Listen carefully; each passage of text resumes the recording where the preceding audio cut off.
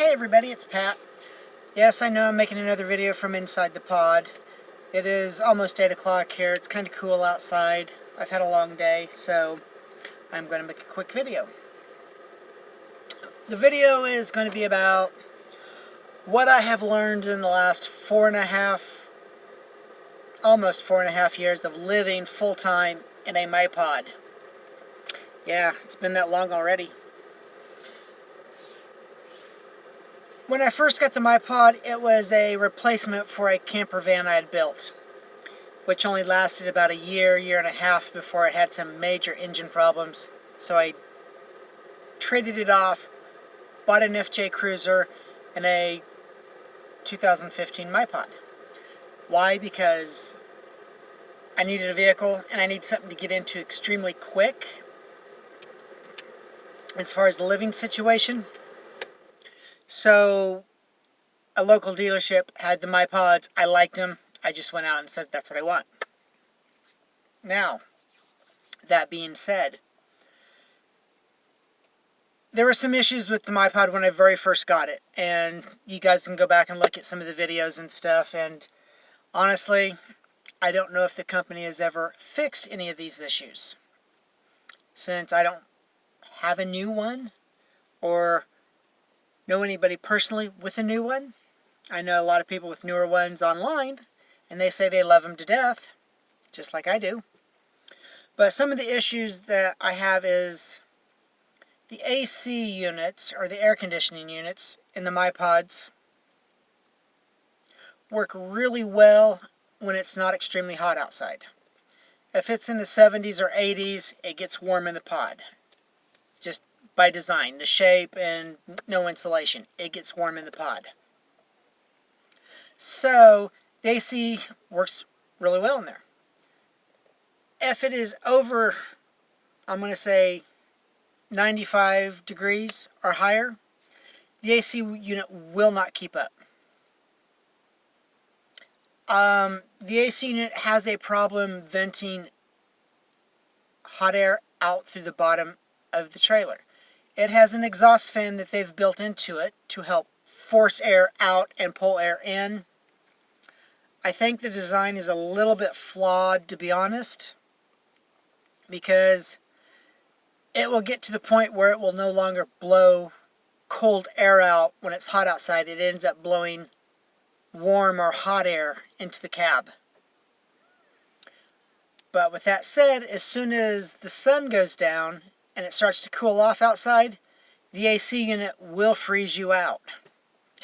So take that with what you will, or how you will. So I think there should be a better design that little guy, new camp, or whatever they're calling themselves nowadays, should really be looking at and trying to fix. Because in the MyPod community, in the last year or two, it's become a big issue. I mean, a big issue. Now, with all that being said, the trailer itself is wonderful. It is extremely lightweight, can be towed with virtually anything.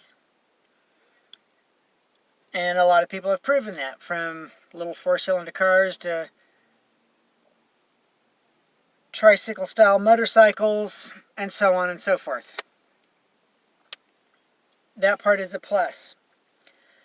Another plus, in my opinion, is that it's small enough you can take it about anywhere you want. If you have to, you can unhitch it from your car, put a wheel on the front end instead of a foot plate, and you can push them around to get them where you need to get them. That is also a plus, in my opinion. Now, some more negative stuff. In the last year, I've had some issues with the frame of my MyPod. Actually, not within the last year. Let me correct that. In the last few weeks, I had some issues with the frame of my MyPod. It developed some stress fractures, and they were located right behind the wheels, or right behind the axles, if you will, on both sides. Not just one, but both sides, the exact same place. And I know a few other people in some of the online forums have had similar issues.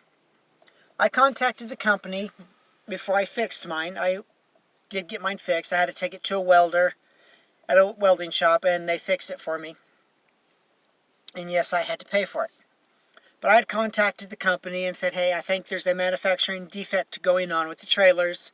This is what's going on. I know of at least 2 other people with the same issue. And the company kind of said, well, that particular manufacturer that made them at the time, we're not working with anymore, so good luck. So, okay, fair enough, I guess. So keep that in mind. Them are the only 2 real major issues I have with the MyPod. Was the AC unit and this stress fractures. Tongue twister, wow. But the stress fractures, it really disappointed me.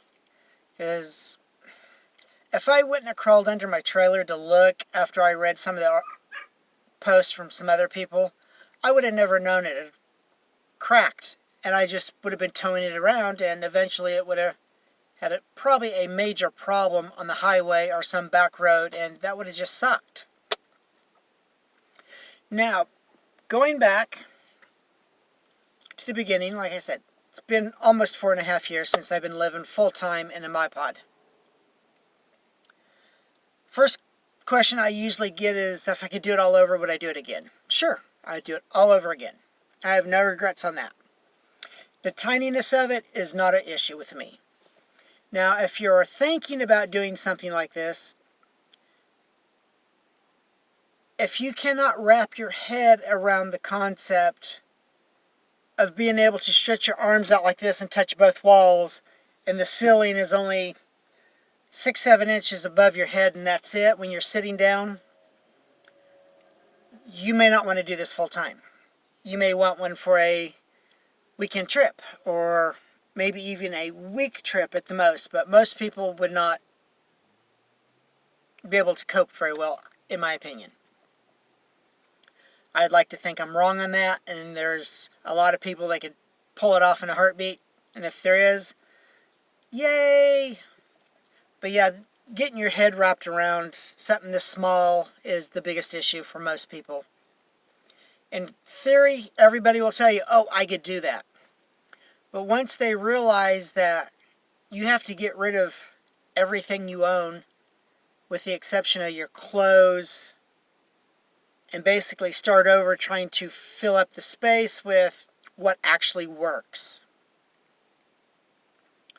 And that's going to vary for people. For me, I have a Rubbermaid dresser and a little Rubbermaid 3-drawer thing I put together to hold plates and utensils and car keys, my wallet, and all that when I'm not using them. Now, the storage that is in the nose of the MyPod, there's a locker on each side of the TV, or locker is a good term, or a cabinet, which is connected in the back, but because of the bracing in the back, you really can't use the full space back there. They hold a lot. On one side, I tend to keep my toiletry bag, which has toothpaste, deodorant, brushes, shampoo, and all that in it. And then miscellaneous stuff like some extra Tupperware for food items. Anything that needs to be stored, I keep in one side. On the other side, I keep sheets, pajamas, and some small miscellaneous items like a couple books and stuff like that. Do not throw anything up there that is small, like a set of car keys or a single key or ballpoint pens. Do not throw anything in those cabinets. Due to the fact that the way it's built, it butts up to the nose of the MyPod, but there is a gap there of anywhere from a 1/4 inch to a 1/2 inch. There is a gap. And if something falls back behind there, it is pretty much gone unless you remove the AC unit, or remove the power sensor, or remove the stereo to access behind that bulkhead. And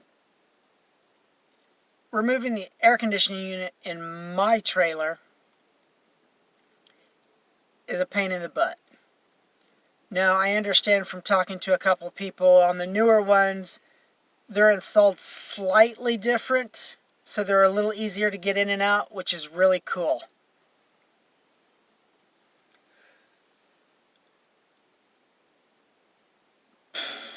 What else? What else? What else? What else? I upgraded my mattress when I got the MyPod. The mattress that came with it, since it covered the full bed of the floor, I had doubled them up to use on one side. Instead of a 4-inch mattress, I got an 8-inch mattress. It worked really well for about a year, maybe a year and a half, and then it started deteriorating really bad. So I ordered a brand new mattress to put in, which is basically a household mattress. It's 8 inches, it's memory foam. Works out really, really well. Really comfortable. I sleep a lot better. I had taken out the louvers in the windows, the little blinds that slide back and forth, the painted plastic pieces, for two reasons. One, even when they were closed, they let in a lot of light. I mean, a lot of light, which is great during the daytime, but not so great if you have to go to bed early or stay up late for something and have to try to sleep in the next day. It lets in way too much light. I took those out. I still have them. They're in the FJ. I had cut out some Reflex X insulation, the silver stuff. Yeah, the silver stuff. And Velcroed those into the windows. I put a little pull tab on them. So when I want to pull them down, you just pull the little tab and they pop out. After, I'll say 3.5 years of using those, the Reflex X, I need to replace it. It's starting to age out and get thin in spots, and you can see light when there's light behind it. They've shrunk a little bit so they don't fit 100% in the window like they used to. But they kill a lot of the light, and they also help keep heat from coming through the windows. The carpeting that is on the ceiling, the walls, the floor, and everywhere else, I'm not a big fan of it, to be honest.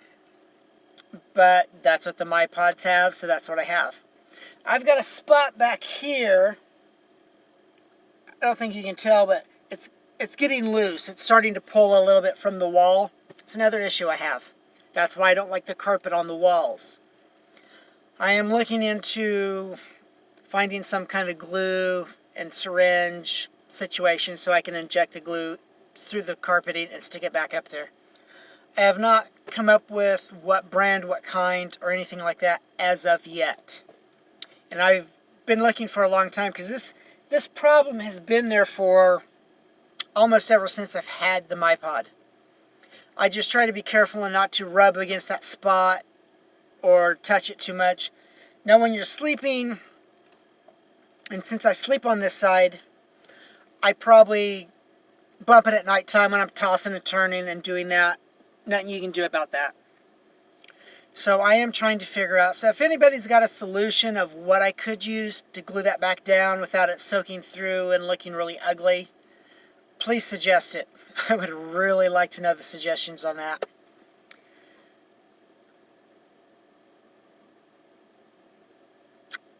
Other than that, everything is pretty good. I had, first thing I did when I got it is, before I put anything in it, is I bought throw rugs and put throw rugs on the floor. Then I set my bed on them and set the furniture pieces on them. That is because when you're full-time and you've got part of the floor exposed because your bed's only on one side of the trailer, that area is going to get extremely dirty really, really quick. And so the rugs I can take out and wash and all that when they get too bad. Yes, I keep my shoes in the MyPod too, because you can't keep them outside, especially where I'm at now, where it's wet a lot in the mornings. Your shoes would be soaked every day. So, bought this little Tupperware thing. See, my shoes are in it. And it sits right by my back door. Well, my only door. So, when I come home at night, I open the door, sit down on the bed, pull my shoes off, lay them in there. And why the Tupperware saying? First of all, it was only like $2. So when your shoes are wet or muddy or anything like that, the water will stay in the Tupperware. Before I bought the tub, I was setting them on the carpet, the little throw rug right here that's at the foot of the bed. And one day I went to clean underneath it, and I noticed that some moisture had soaked through that, even the rubber backing on it, and soaked through it, and was getting the carpet there dirty underneath it. So I pulled everything out, let it dry out, vacuumed it real good, and it looks a lot better. So then when I put everything back in place, I ran to Walmart, I think, to buy the little plastic tub to put my shoes in. Like I said, it was only a couple bucks. That is a lot better solution, let me tell you. On average, I clean house once a week, which is basically dusting and vacuuming this little strip that is visible. It takes me 5 minutes to do everything. I do not actually vacuum walls or the ceiling on that because I don't want the vacuum cleaner to pull the carpet off this stuff, so don't do that. I have taken the crevice attachment and have gotten down behind the bed and stuff to pull up dust and lint and stuff like that, which I think is a good thing. Groceries. The refrigerator I bought for my MyPod is a Dometic DF25, so it's 25 cubic foot. It will hold a half a gallon of milk and a lot of other smaller things. If you think you want to put a gallon of milk in there, you can, but then it pretty much takes up all the space. I'll be honest, I tried that because I was a big milk drinker. Not so much anymore. I drink a lot of soy milk now, but that's neither here nor there. But the half gallons fit in really nice. You can adjust the temperature to as high as you want or down to below freezing and just turn it into a freezer if you want a freezer. It's strictly a 12-volt refrigerator. So you plug it into the 12-volt outlets the MyPods have, and it will run off the battery system. Or if you're plugged in somewhere, it will run off the shore power, which is really, really cool. Because I debated for a long time. I actually got the Dometic refrigerator when I built the van, and I had debated a long time on coolers or refrigerators and so forth. I decided to go with the refrigerator, even though it was very expensive. This little refrigerator was like $500. Really expensive. But that eliminated me messing with ice. It eliminated me messing with trying to find a cooler that would fit inside the trailer and not leak and all that. So the refrigerator was a worthwhile investment. I've had it over 4 years. I had it with the van, so I've had it for 5.5 years. And I would do it again. They come with a really cool warranty. Within the first year, they'll replace it if anything happens to it. So kudos to them. Food storage is a little different. If you have a refrigerator or a cooler, you got your cold stuff. I buy everything else sits in the pod in front. And I know I'm not showing you all this because you've seen it time and time again in my past videos, so I re-show everything. So if you want to go back and look at older videos, by all means go back and please look at them. But I buy a lot of canned stuff, a lot of... When I say packaged stuff, I mean like I buy potato chips occasionally or a bag of cookies. That's my packaged stuff. But it's good. You know, I still buy fruits and vegetables and all that stuff. Go in the refrigerator, whatnot. So you gotta. So living this tiny is very doable for anybody that can wrap their head around it. And that is the key, wrapping your head around something this small. Everything that does not fit in the MyPod, I have in the back of my FJ. Like, I have one set of dress clothes that I kept when I moved into this thing. So they're folded up in a Tupperware bin in the back of the FJ because I don't use them very often. I have a Tupperware bin that's in the back of the FJ that has tools in it. In case something happens that I need to try to fix or whatnot, I have them. In the back seat of the FJ, I have all the accessories for the MyPod. The power cords, the wheel for the jack, for the tongue jack, the foot plate for the tongue jack. All that stuff sits in the back seat in a box of the FJ because I have nowhere else to put it. So you're basically living out of your pod and your vehicle together in order to make certain things happen. And that's just the way it is. Like my winter coats are in the back of the FJ right now because it's not cold enough to have a heavy coat. But I do wear a jacket, so the jacket I usually leave in the FJ at the end of the day, or sometimes I leave it here in the pod on the floor. It just depends on how my day went and how tired I was when I got home. Okay, I'm going to cut this here because it's already been like 20 minutes. If you guys have any questions whatsoever, please hit me up here on YouTube or go to my Facebook channel. The description's in the link. Or the link is in the description, I should say. Haha. Go there. Click on it, then message me any questions you may have, and I'll be happy to answer them. So until next time, be safe out there, and I'll see you around. Bye-bye.